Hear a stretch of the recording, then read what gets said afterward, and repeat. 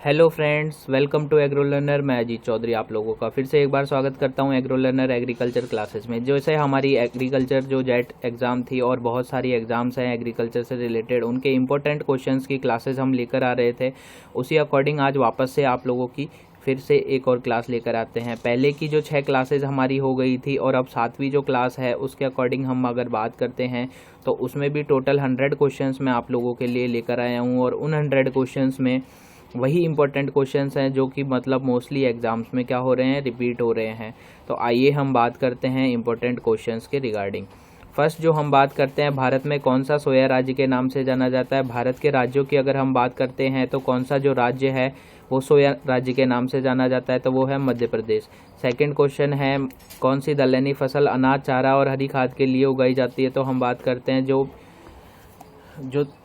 फसल है, जो अनाज, चारा और हरी खाद के लिए जो उगाई जाती है उसे हम लोबिया कहते हैं। मृदा में लाल रंग किसकी उपस्थिति के कारण होता है। तो मृदा की हम बात करते हैं, मृदा में जो लाल रंग होता है वो हेमेटाइट की उपस्थिति के कारण होता है।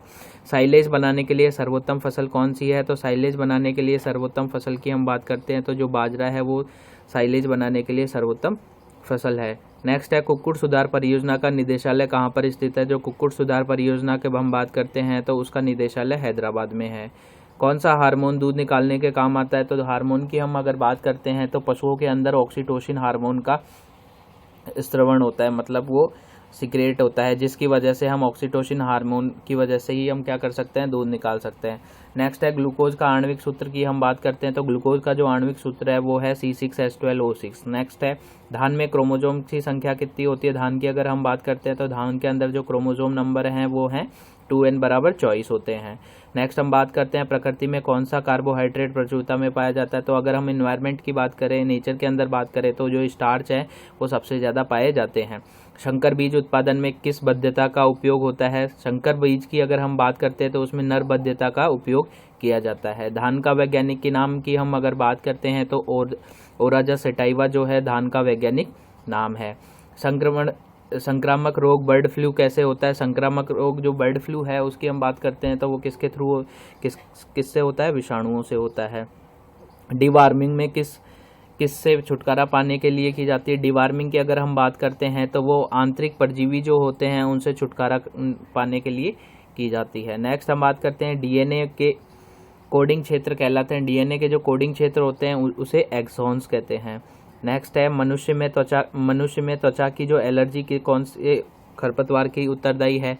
तो हम बात करते हैं, मनुष्य में जो एलर्जी होती है उस खरपतवार का नाम है पॉर्थेनियम स्टेरोफेरस। नेक्स्ट हम बात करते हैं, चावल में पौधे के बोनेपन का उत्तरदायी है। चावल में जो बोनेपन के लिए उत्तरदायी है वो है डीजीबू जीन। नेक्स्ट हम बात करते हैं, जिप्सम किसका स्रोत है। तो जिप्सम की हम बात करें तो जिप्सम जो है सल्फर का स्रोत है। एक ही गुण को नियंत्रण करने के लिए अनेक जीन क्या कहलाते हैं। तो अनेक जीन जो है हेट्रोजाइगोटिक कहलाते हैं। गेंदा और गुलदाउदी में फूल कब आते हैं। अगर हम बात करें गेंदा और गुलदाउदी में तो मोस्टली जो शरद ऋतु है, सर्दियों का समय होता है, अप्रॉक्स नवंबर दिसंबर में स्टार्ट हो जाते हैं। विश्व में फलों का सर्वोच्च उत्पादक देश है। अगर फलों की हम बात करते हैं तो चीन सबसे ज़्यादा फल उत्पादक देश है। किस राज्य में प्रति व्यक्ति दूध की उपलब्धता सर्वोच्च है। अगर हम राज्य की बात करते हैं तो राजस्थान है, उसके अंदर सबसे ज़्यादा प्रति व्यक्ति दूध की उपलब्धता है। मुर्रा भैंस का मूल स्थान कौन सा राज्य है। मुर्रा भैंस की हम बात करते हैं तो उसका मूल राज्य हरियाणा है। गो पशु की जर्सी नस्ल मूलतः किस देश की है। तो हम बात करते हैं, जो जर्सी नस्ल गायों की नस्ल है वो ब्रिटेन की नस्ल है। कौन सा उर्वरक नाइट्रोजन का सबसे सस्ता स्रोत है। तो हम बात करते हैं, यूरिया जो है उसमें बहुत ज़्यादा 40% नाइट्रोजन होता है और वो ही सबसे सस्ता स्रोत है। किस मृदा में न्यूनतम नमी बनाए रखने की क्षमता होती है। तो हम बात करें, जो बलुई मिट्टी होती है उसके अंदर न्यूनतम नमी बनाने की क्षमता होती है। नेक्स्ट हम बात करते हैं, किस प्रणाली की उच्चतर जल बचत क्षमता है। तो हम बात करें प्रणाली की, अगर हम बात करते हैं तो बूंद बूंद सिंचाई जो है उसकी उच्चतर जल बचत क्षमता है। नेक्स्ट हम बात करते हैं, आपेक्ष आर्द्रता किससे अभिव्यक्त होती है। तो आपेक्ष आर्द्रता जो है परसेंटेज से अभिव्यक्त होती है। 2n क्या दर्शाता है। 2n दर्शाता है द्विगुणिता। द्विगुणिता को इट मीन्स होती है जो क्रोमोसोम नंबर होते हैं उसको दर्शाता है। पौधे की दिन की लंबाई के प्रति अनुक्रिया क्या कहलाती है। फोटो पीरियाडिज्म जो है पौधे को दिन की लंबाई के प्रति अनुक्रिया कहलाती है। नेक्स्ट हम बात करते हैं आम की निर्यातकों की कौन सी किस्में हैं। आम के जो निर्यात करने की वो किस्म है वो है अल्फांसो। डीएपी में नाइट्रोजन कितने % होती है? डीएपी की हम बात करते हैं तो 18% उसमें नाइट्रोजन पाया जाता है। रबी में सबसे अधिक उगाई जाने वाली दलहनी फसल कौन सी है? तो हम रबी की अगर बात करते हैं तो उसमें चना सबसे ज़्यादा उगाया जाता है। नेक्स्ट हम बात करते हैं कृषि क्रियाओं के परिणाम स्वरूप उत्पन्न होने वाले मीथेन का मुख्य स्रोत क्या है? जो धान का खेत होता है उसमें सबसे ज़्यादा जो है मीथेन गैस उत्पन्न होती है। सरसों पर आक्रमण करने वाले माहू का नियंत्रण किससे होता है? सरसों में जो आक्रमण करता है माहू, उसका डाइमिथाइड से क्या करते हैं हम? नियंत्रण करते हैं। एंजाइम्स क्या होते हैं? एंजाइम्स की अगर हम बात करते हैं तो जो प्रोटीन होते हैं वही एंजाइम्स होते हैं।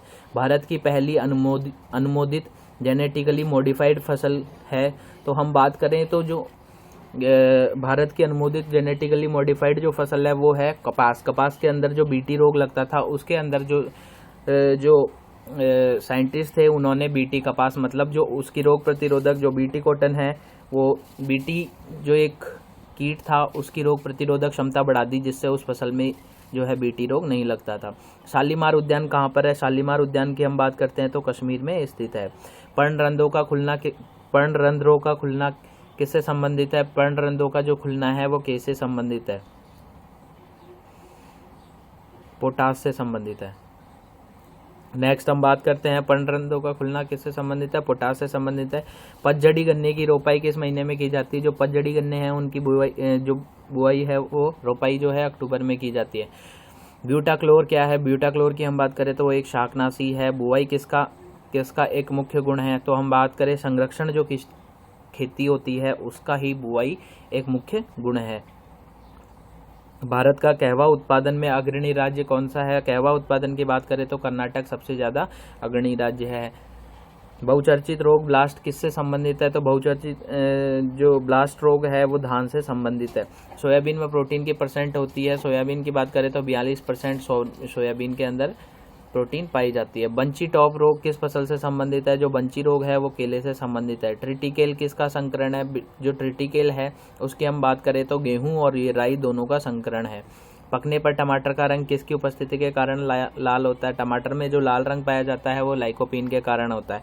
आलू का कृष्णकांत रोग किसकी कमी के कारण होता है? आलू का जो कृष्णकांत रोग है वो ऑक्सीजन की कमी के कारण होता है। लेग हीमोग्लोबिन में कौन सा तत्व पाया जाता है? लेग हीमोग्लोबिन के अंदर आयरन पाया जाता है। गेहूं बोने का उपयुक्त मौसम कौन सा है? गेहूं बोने के हम उपयुक्त मौसम की बात करें तो अक्टूबर नवंबर गेहूं का बोने की जो उपयुक्त मौसम है वो अक्टूबर नवंबर है। वन शोध संस्थान it means forest research institute कहाँ पर है? तो इसकी हम बात करें फॉरेस्ट रिसर्च इंस्टीट्यूट देहरादून में है। सरसों के तेल में सत्यानाशी के बीज की मिलावट से कौन सा रोग होता है? तो हम बात करते हैं हैपिडेमिक डॉप्सी जो रोग है वो सरसों के बीज में सत्यानाशी के बीज मिल जाने के अंदर होता है। कौन सा जल पौधे आसानी से प्राप्त करते हैं? तो हम बात करते हैं जो केशिका जल है उसे पौधे आसानी से प्राप्त करते हैं। राष्ट्रीय वनस्पति शोध संस्थान कहाँ पर स्थित है? तो हम बात करें राष्ट्रीय वनस्पति शोध संस्थान लखनऊ में स्थित है। भारतीय कृषि अनुसंधान संस्थान किस वर्ष में स्थापित किया गया? 1929 में IARI की स्थापना की गई। आलू की अगेती व पछेती से झुलसा रोग किसके कारण होता है? तो आलू की अगेती और पछेती जो फसल होती है उसमें झुलसा रोग जो होता है वो फफूंदी के कारण होता है। आम की आम्रपाली प्रजाति किसका संकरण है? आम्रपाली प्रजाति की हम बात करते हैं तो वो दशहरी और नीलम का क्रॉस है। पौधे की वृद्धि मापने के लिए किस यंत्र का उपयोग किया जाता है? पौधे की वृद्धि मापने के लिए ऑक्सीनोमीटर का उपयोग किया जाता है। सोयाबीन का उत्पत्ति स्थल अगर बात करते हैं तो चीन सोयाबीन का उत्पत्ति स्थल है। तंबाकू में कौन सा रसायन पाया जाता है? तो तंबाकू के अंदर निकोटीन पाया जाता है जिसकी वजह से ही हमें नशा होता है। भारत में धान की सबसे अधिक खेती किस राज्य में होती है? तो भारत में धान की खेती की अगर हम बात करें तो वो पश्चिम बंगाल के अंदर होती है। कपास की खेती के लिए कौन सी मिट्टी उपयुक्त होती है? कपास की खेती की अगर हम बात करते हैं तो उसके अंदर काली मिट्टी उपयुक्त होती है। फसलों में कौन सी फसल नकदी फसल के रूप में जानी जाती है? बहुत सारी फसलें हैं जो नकदी के रूप में जानी जाती है पर मोस्टली जो है कपास है उसको नकदी फसल ज़्यादा मानी जाती है। बीजों के अंकुरण में कौन सा कारक महत्वपूर्ण नहीं है? बीजों के अंदर हम बात करते हैं तो जो सूर्य का प्रकाश है वो महत्वपूर्ण अंकुरण के लिए नहीं होता है। अंगूर में कौन सा अम्ल पाया जाता है? तो अंगूर की हम बात करें तो जो टार्टरिक अम्ल है वो अंगूर के अंदर पाया जाता है। केंद्रीय आलू शोध संस्थान कहाँ पर है? केंद्रीय आलू शोध संस्थान की हम बात करें तो वो शिमला में स्थित है। चाय में कौन सा एल्कलाइड पाया जाता है? चाय के अंदर हम बात करते हैं तो कैफीन जो है वही पाया जाता है। चाय के साथ साथ कॉफ़ी की अगर हम बात करें तो उसके अंदर भी कैफीन ही पाया जाता है। मटर में मार्स रोग का क्या कारण है? मटर के अंदर मार्स रोग जो होता है मैग्नीज की कमी के कारण होता है। कृषि उपज के समर्थन मूल्य का निर्धारण कौन करता है? कृषि उपज के जो समर्थन मूल्य है उसको एग्रीकल्चर प्राइस कमीशन है वही समर्थन मूल्य का निर्धारण करती है। किस मिट्टी का स्थानीय नाम रेगुड़ है? तो हम बात करते हैं रेगुड़ नाम जो है वो काली मिट्टी का है। नूतन जलोढ़ मृदा किस नाम से जानी जाती है? नूतन जलोढ़ मृदा जो है खादर के नाम से भी जानी जाती है। धान की प्रसिद्ध खैरा रोग किसके कारण होता है? तो खान का जो प्रसिद्ध रोग खैरा है वो जो हम बात करते हैं जस्ते के कारण होता है। कपास अनुसंधान संस्थान कहाँ पर है? तो जो कपास अनुसंधान संस्थान है जो है मुंबई में है। नेक्स्ट है भारत में सबसे ज़्यादा कौन सी मिट्टी पाई जाती है? तो भारत में हम बात करें तो सबसे ज़्यादा जलोढ़ मिट्टी पाई जाती है। सिल्वीकल्चर के अंदर किसका अध्ययन किया जाता है? सिल्वीकल्चर के अंदर हम बात करते हैं वनों का अध्ययन किया जाता है। दलहनी पौधों की जड़ों में कौन सा जीवाणु निवास करता है? तो जो दलहनी फसलें हैं उनके सभी पौधों के अंदर राइजोबियम निवास करता है। केसर का सबसे अधिक उत्पादन किस राज्य में होता है? तो हम बात करते हैं जम्मू कश्मीर में होता है। भारत में हरित क्रांति के जन्मदाता कौन थे? तो MS स्वामीनाथन जो हैं भारत के हरित क्रांति के जन्मदाता हैं। स्वतंत्रता प्राप्ति के बाद भारत ने किस उत्पाद में सर्वाधिक प्रगति की है? तो हम बात करते हैं जो स्वतंत्रता प्राप्ति के बाद जो हमारे देश में गेहूं की कमी थी उसमें सबसे ज़्यादा उसने प्रगति की है। नाबार्ड की स्थापना किस वर्ष में हुई? तो हम बात करते हैं 1982 में नाबार्ड की स्थापना हुई। गेहूं का जो काला टीका रोग है किसके कारण होता है? गेहूं का जो काला टीका है वो फफूंदी के कारण होता है। पुरानी जलोढ़ मृदा किस नाम से जानी जाती है? पुरानी जलोढ़ मृदाएं जो है बांगर के नाम से जानी जाती है। काली मिट्टी का काला रंग किसकी उपस्थिति के कारण होता है? तो हम बात करें काला रंग जो है टिटेनीफेरस मैग्नेटाइट के कारण होता है और जो ह्यूमस जितना ज़्यादा ह्यूमस मिट्टी के अंदर प्रेजेंट होगा उसका उतना ही रंग काला होगा। सेंट्रल तंबाकू रिसर्च इंस्टीट्यूट कहाँ पर है? सेंट्रल तंबाकू रिसर्च इंस्टीट्यूट की हम बात करें तो जो राजमुंदरी में स्थित। क्षारीय मृदा के सुधार के लिए कौन सा रसायन प्रयोग किया जाता है? तो क्षारीय मृदा के लिए जो सुधार उपयोग किया जाता है वो है जिप्सम। भारत में हरित क्रांति की शुरुआत कब की गई? भारत में हम बात करें तो हरित क्रांति की शुरुआत 1967 से 1968 में हुई।